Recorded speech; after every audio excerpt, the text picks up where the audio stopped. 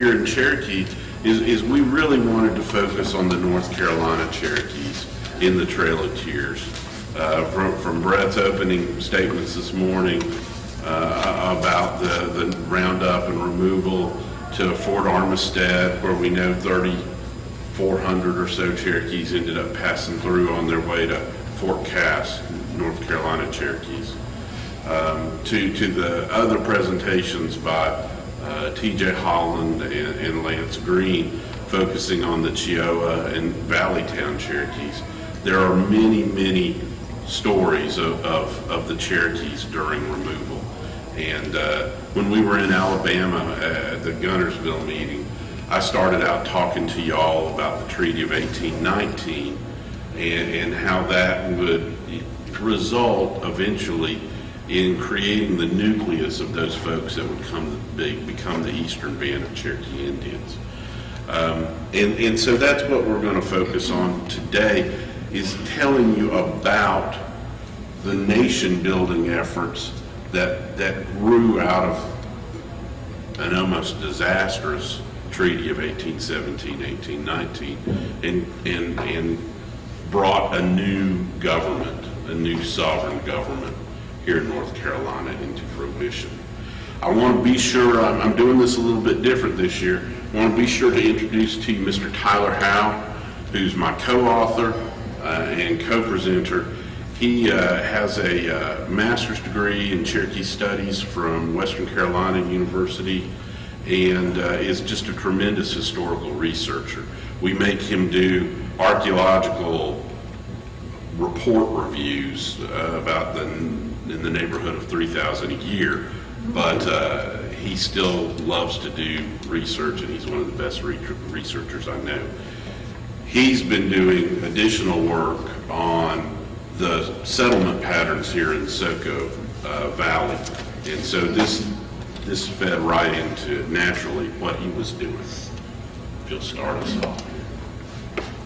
I want to start with this 1814 map. It shows the state of North Carolina in yellow, and it shows kind of what they saw or envisioned the rest of North Carolina as just being an expanse of nothingness. They didn't have any towns or roads or features recorded, and that was in fact what was referred to as the darkest part of the Cherokee Nation.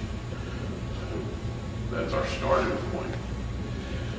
Even with that fact, we still continued to have white encroachment onto Cherokee lands at this time period, increasing pressure for Cherokees to immigrate west. One of the ideas hatched at the federal level was the Cherokees would have a portion of their land here in the east seized. Lands in North Carolina, where we're presently standing today, lands in Georgia and Tennessee, as well as a little tiny corner of northeastern Alabama. And in return, they would be given lands to settle out in what Lewis and Clark called the Great American Desert. So lands that nobody particularly wanted in what would one day be called Indian Territory. That wasn't a particularly popular treat. Cherokees weren't looking forward to having their beloved lands taken in return for lands that they'd never seen and didn't want. To induce them to do so, they offered a deal where you could keep a square mile of your own land, a 640-acre parcel or reserve of your own land, if you were willing to give up your Cherokee citizenship and become a citizen of the state in which you lived. In the case of North Carolina, a state that didn't want you living there. But nevertheless, in 1819, 49 Cherokee heads of household had signed on to this treaty of 1817, 1819. And I have to ask honestly, what were they thinking? What was the advantage of signing on to that treaty of 1817, 1819?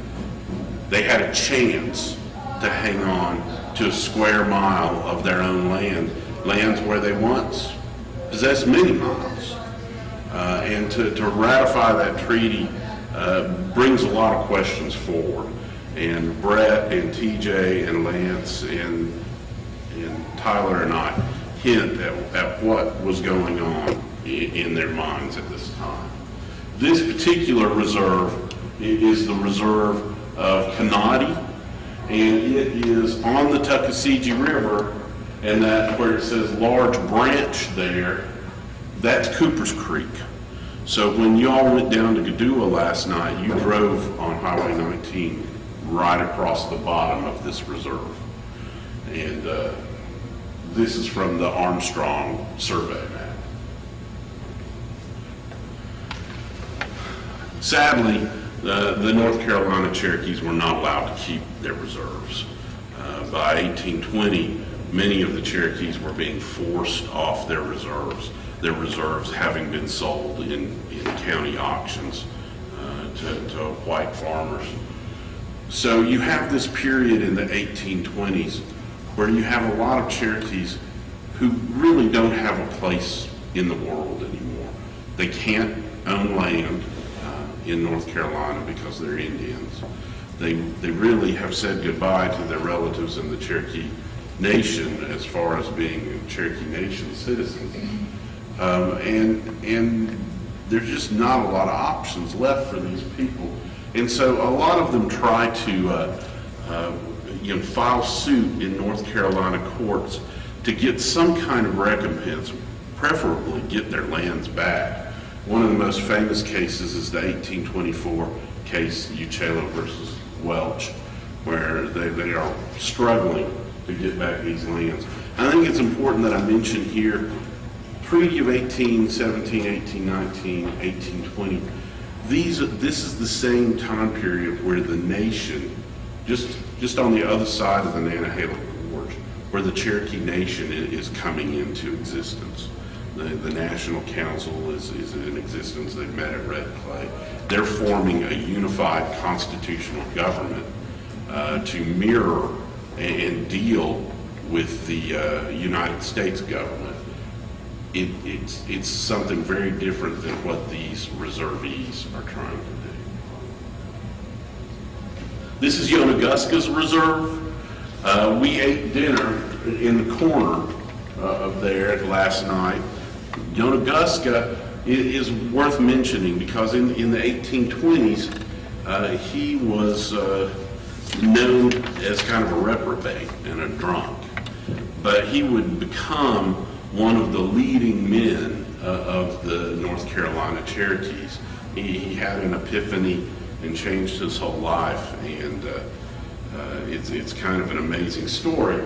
But we'll see Yoda Gasca's name again and again, and one of the first places we see it in this next slide is Yoda Gasca versus Coleman, where Yoda Gasca, as a John Doe, attempts to get his land back, attempts to get recompense for his land, and testifies that he and his family were forced off their land basically at gunpoint under forced arms.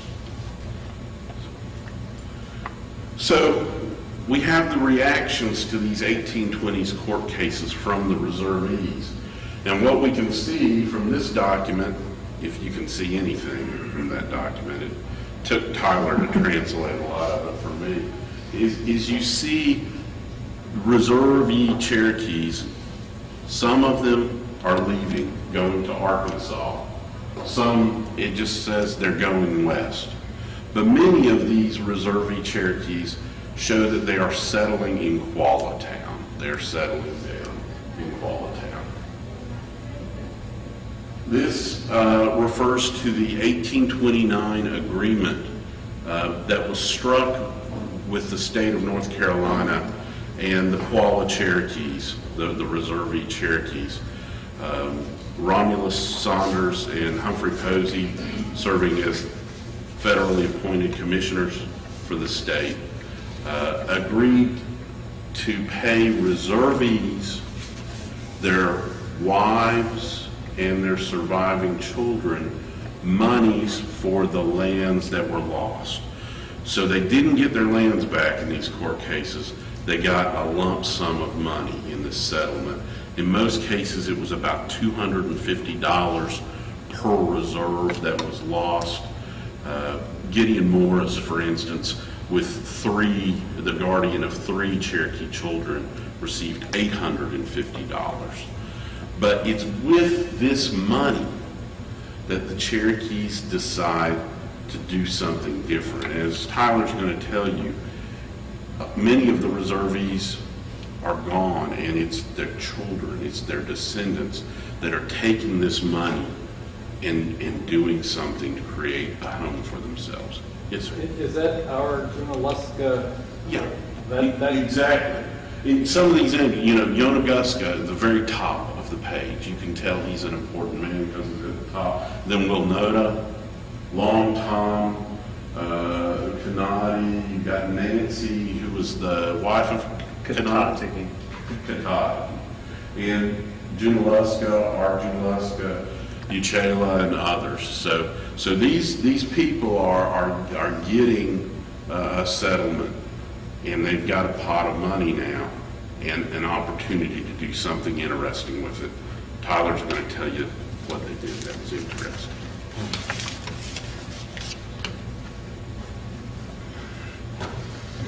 So I want to talk to you about the 1830s and part of going in early in the 1840s.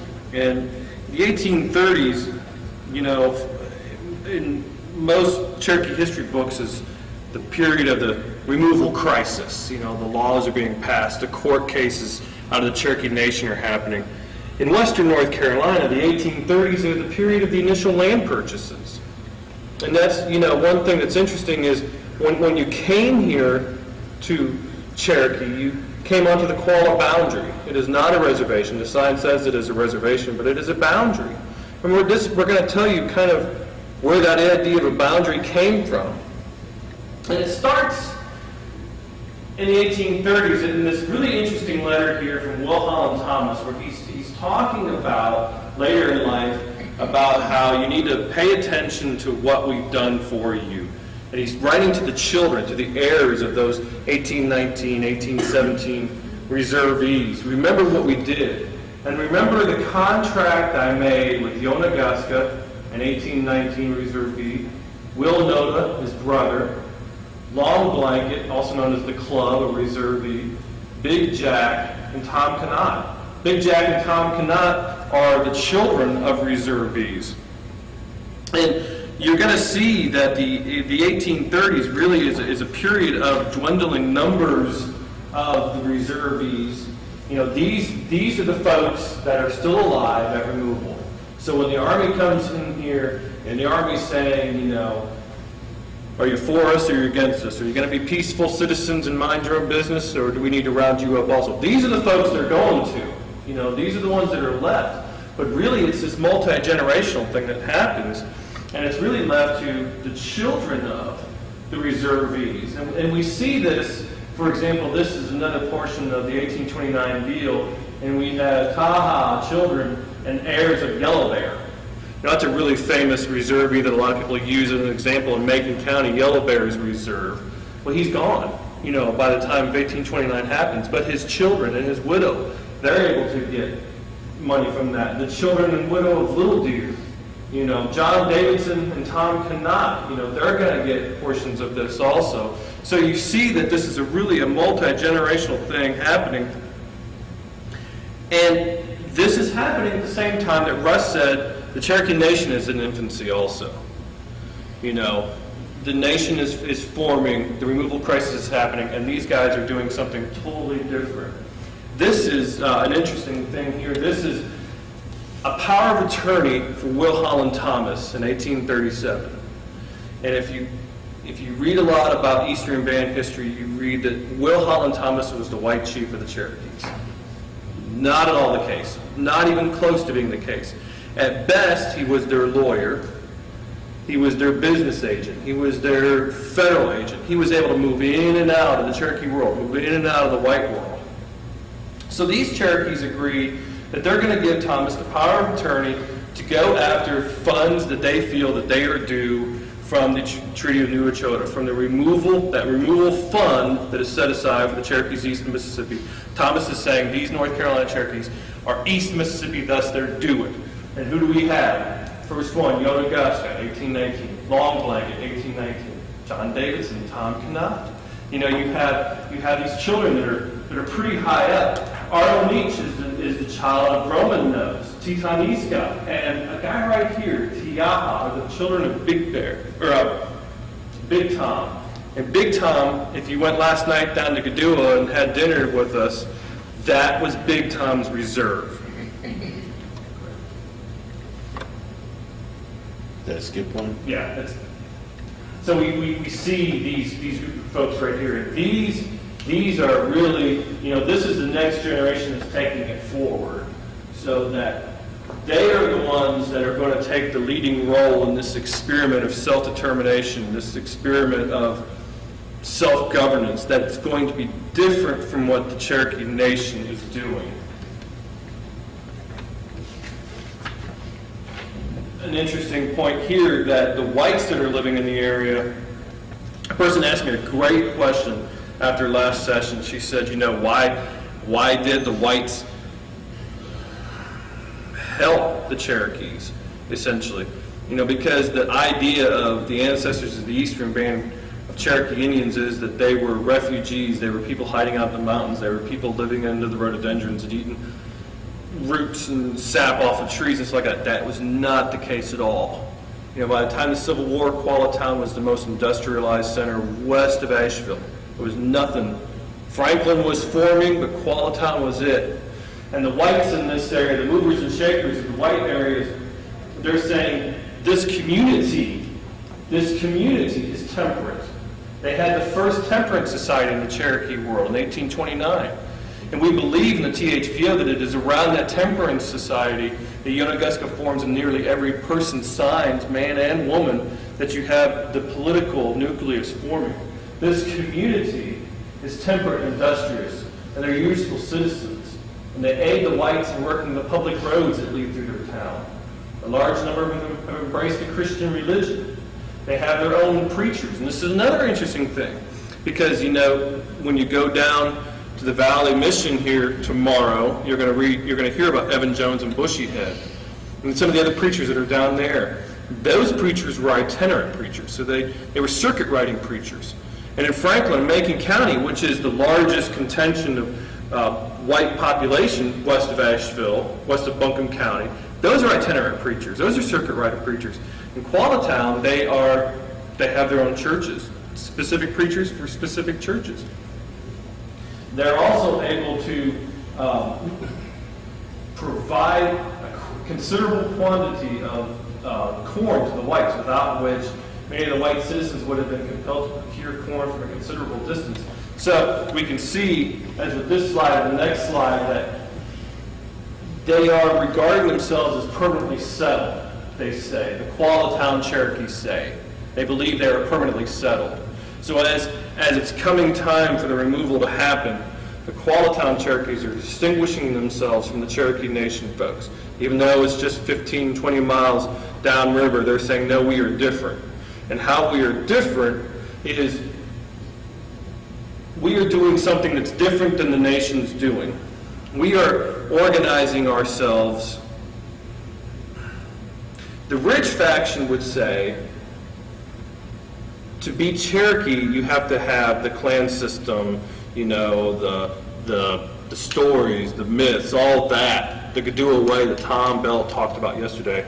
You could be in Timbuktu but still be Cherokee, because you take that with you. Ross would say we have to be under the Cherokee Nation and be in the homes of our ancestors. You know, be where the bones of our ancestors are moldering in the ground, as John Ross says. We have to, but we have to be under the Cherokee Nation. These folks are saying we can have our cake and eat it too. We can be in our homeland, but we can set up our own system of self-governance. We can set up our own internal improvements. We can have our own blacksmiths, gunsmiths, coopers. We can do that ourselves. We can be permanently settled here and do this experiment of self-determination ourselves. And we see in 1840, you know, this was a a well-developed society when removal happens. You know, when the Army comes and says, are you with us or are you against us? You know, are you going to provide us scouts to go after? What are you going to do? You know, because they're one bad move from all being gone. The stress that are coming down on them.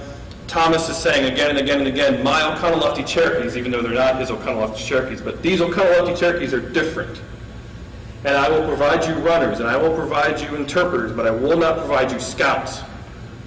And Russ says, you know, what are they going to lose if they do? They have 13 blacksmiths, gunsmiths, and silversmiths. You can't become a blacksmith overnight. You know, you can't become a gunsmith overnight. You can't be a cooper, 35 coopers. Now, there are about 300 to 400 Cherokees, and 35 of them are coopers. You can't learn cooperage overnight. 172 of them are performing public duty by working on the public roads which lead through their town. Charles Lamb, a few years later, will write about how moving through the white settlements, which would be like Dillsboro and Silva today, the dirtiest, nastiest, flea-ridden places in western North Carolina. When he comes to Quallatown, the roads are clean, the roads are neat, the roads are straight. 172 of 300 to 400 Cherokees are working on that. You can't build this society overnight. So these were not folks hiding under rhododendron bushes. These are folks that you see as early as 1831 through Will Holland Thomas. After the agreement of 1829, the Qualla Cherokees take that money that Russ just talked about, and they provide it to Will Holland Thomas to purchase lands. Right here, this is Quallatown. This is where it all starts. You just go up the road just a little bit to the big tribal bingo hall, and that's Quallatown right there. As early as 1831, he's buying 640 acres, part of 640 acres. In 1840 alone, he buys 33,208 acres. That's known as the Love Speculation Tract. And if you look at a map of the Qualla boundary today, Big Cove makes a big straight, just like that, big straight corner. That Love Tract went all the way up to Blount County, Tennessee. That whole portion of the Great Smoky Mountains National Park, Thomas owned at one time. Right on the heel of removal, he owns 36,937 acres. And the Cherokees are moving in. The Cherokees are, you know, there's places to live. And how are they doing that? And this is what's interesting. This great letter is from Thomas to a guy named Yoda Gasca and his children. And he says that Yoda Gasca has made a payment for it, for the land. So Yoda Gasca bought where he's living from Thomas, or Thomas buys it in his name. And he will not be required, the children, they will not be required to do more than their father was to do, i.e. to occupy and cultivate the lands. They will not be required to move from the lands by me. And this little thing right here, that when we found this out in our office, we just loved it. It is left to the Indians themselves. What are you going to do with this land? How are you going to settle it? How are you going to start your internal improvements? How are you going to govern yourself? It is left to the Indians themselves. Totally different from what they're doing in Arkansas. Totally different from what they're doing down in the nation. But they're still Cherokee. Get back to Big Tom. This is essentially where we did eat last night. This is what was left.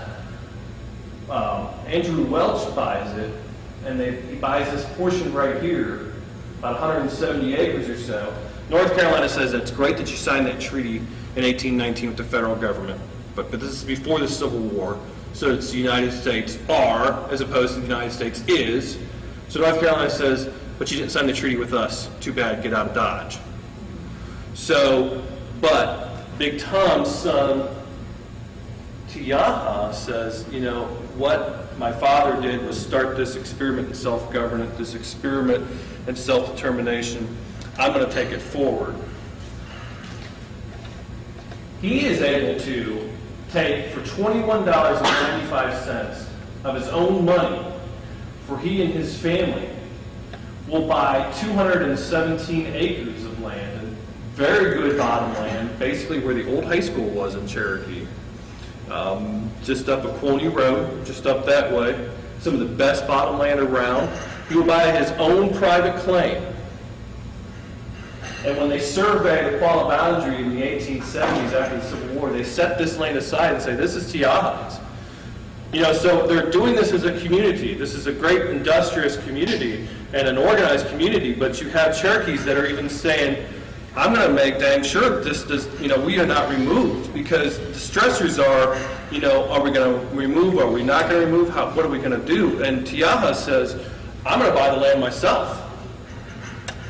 So we go back to this map of 1814. This is North Carolina here, down in Raleigh and Bath and all points down east. They say this is where North Carolina ends and this is just the wilderness. In 1860, they do put Quallatown on the map, but the road ends in Quallatown. Or it just totally skirts it. So they're not even really thinking that there's much out here. But what they set up, what these, the reservees in 1819, they didn't know, that generation didn't know if they would live to see this come to fruition.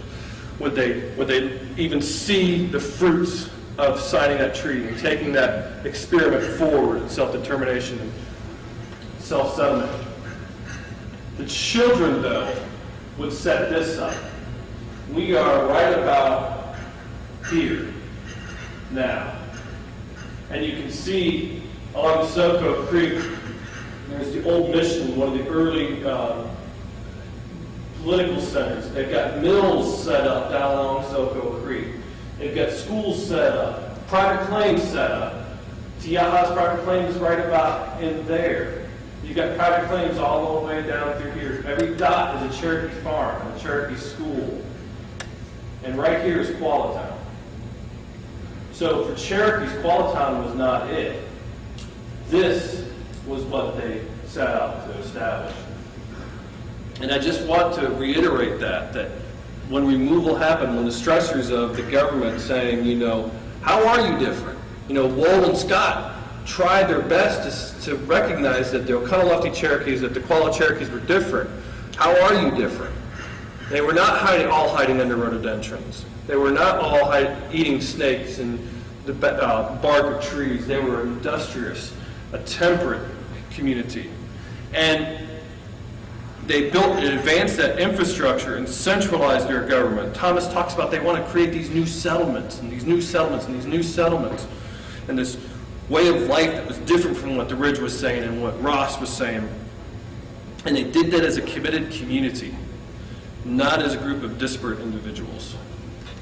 And so in closing, I think what we want to say is there still remains a lot of work to be done when we study the Trail of Tears, when we study Cherokee and Indian removal, because it didn't just affect the people that went on the trail, it affected the people that stayed behind. We have a multitude of records here in North Carolina, records and documents and maps that are unavailable in other states, that tell the story of how the Eastern Band came together piece by piece by piece. One of the books we always refer to is John Finger's, Cherokee Indians, 1819. Cherokee And, Eastern Band of Cherokee Indians. It barely skims the surface of this. So we have an opportunity to do a lot of research and do a lot of education about the different choices these groups of Cherokees made when they were forced with the prospect of removal. And it's a wonderful opportunity. And I'd like to thank y'all very much for coming and listening to us. And we'll be happy to answer questions till they run us out. So, What's the date on that map, Tyler? This one, that's the special census map of 1890. It's the extra census that was taken in 1890. But it's based on Temple's survey of 1875. yes, sir, Jim. So the idea of persistence and trying to maintain some of the culture that you talked about 2 years ago in Knoxville and Brett talked about the 1817, 1819 reserves and trying to cluster them at sacred sites and in town grouping. While that was unsuccessful, they transferred that same idea or concept to the area that is, or becomes Qualitown. It really appears that way, Jim. You know, a lot of those 49 signers of the treaty do pick very specific locations. They center their property on Gadua Mound, on the mouths of these important creeks where towns had been since time immemorial. So they are trying to do something by protecting those places. But I think we really have to ask a bigger, broader question. Are they just trying to protect a piece of ground and keep Cherokee feet trotting on it? Or is there some bigger plan in place? It's the idea. That's the exciting thing to contemplate. And, you know, Tyler's going to be digging probably for the rest of his life to try to discover these answers, because they had to know when they signed the Treaty of 1819 that there was little chance that they would be able to hold on to those reserves for a long time. And do you think there's a factor here with the relative value of the land and the soil that makes the land of those initial reservations more attractive to whites versus the land here? Yeah, they're not on the top of mountains. Right. You know, these reserves are usually on the mouths of drainages, alongside major drainages.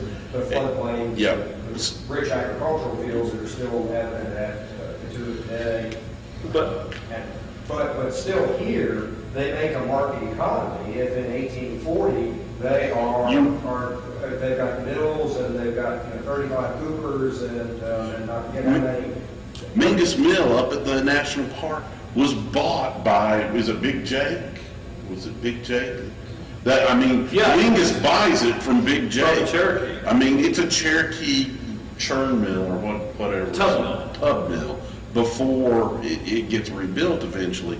But that mill was a Cherokee mill site, you know, and we don't interpret that And there. as a tub mill, it matches its 1830s, 1840s. Yeah, and what's interesting too, you know, for the SHAs, I was doing my research, basically in this area right here, this is probably the best bottomland that the tribe has today that they had then. Those were all private claims. And you look at the archaeology that's been done there, and it's woodland stuff, and it's early Mississippi, and you're like, where the heck are they? Where were these guys?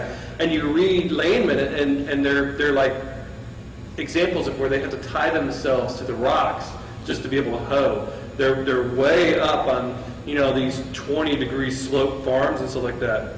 And Yoda Gasca has this really famous quote where he says the white man needs to flat ground for his plow to go through, but we can live amongst the rocks. But just like you say, even though they're not on the best lands here, they've got a booming economy, the biggest one west of Asheville. Yes, sir. You have quite a few craftsmen in that particular area. How did they congregate? Were they people of knowledge and they just decided, you know, I'm going to keep my craft and stay here?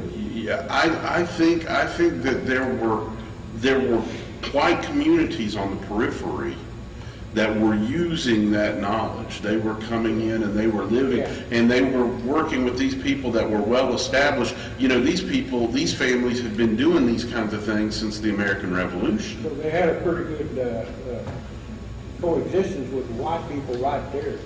Exactly. It was a very good relationship. One thing that I love,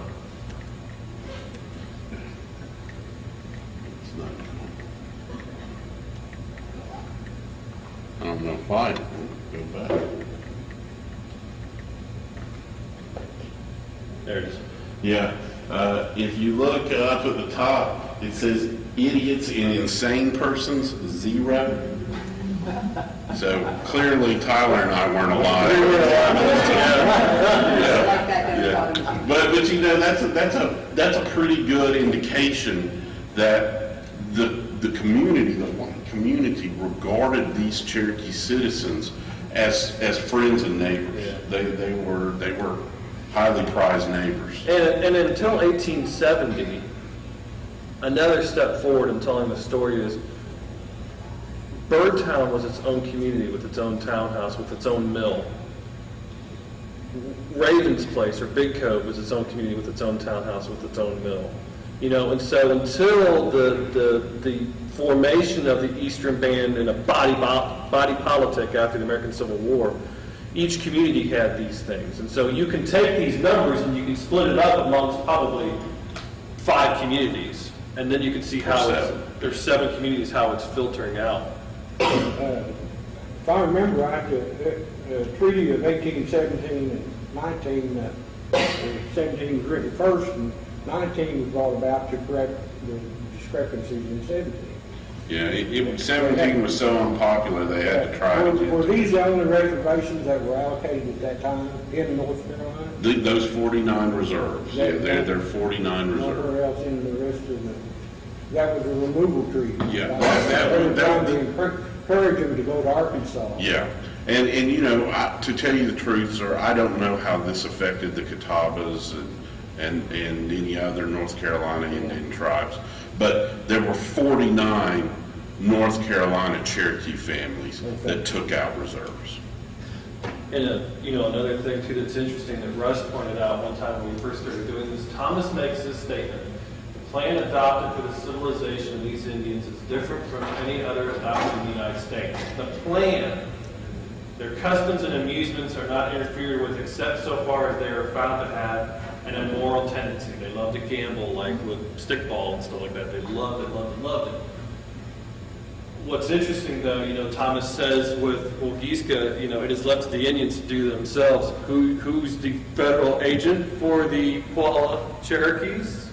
Will Thomas. So he's very hands-off. You know, he's not micromanaging these folks. They are doing it themselves. What was the population in that census? It's about 350, 400, thereabouts. Especially when you factor in the folks Deer coming they up. killed. Yeah. And this is the time that the folks will be coming, like Uchula's band will be coming up to Wolftown. You know, so you've got a lot of influx of people coming in and out of the mountains. Yeah. You've got your reservees, your refugees, there are a few of those, and your returnees like Junaluska, who make up what will one day become the Eastern Band. So you've got different populations, but for these Cherokees who considered themselves settled, the refugees and the returnees were probably a stressor on their society. They had to do extra things to fit them in and make things work. But eventually, they grew into what we now have here today. And if Yoda Gasca hadn't tried to save Gadua in 1819, there might not be any Cherokees left in North Carolina at all today. And something to bring it into today, who's the largest employer in western North Carolina? The Eastern Band of Cherokee Indians. Well, y'all, thank you so much for your time. We enjoyed having you today.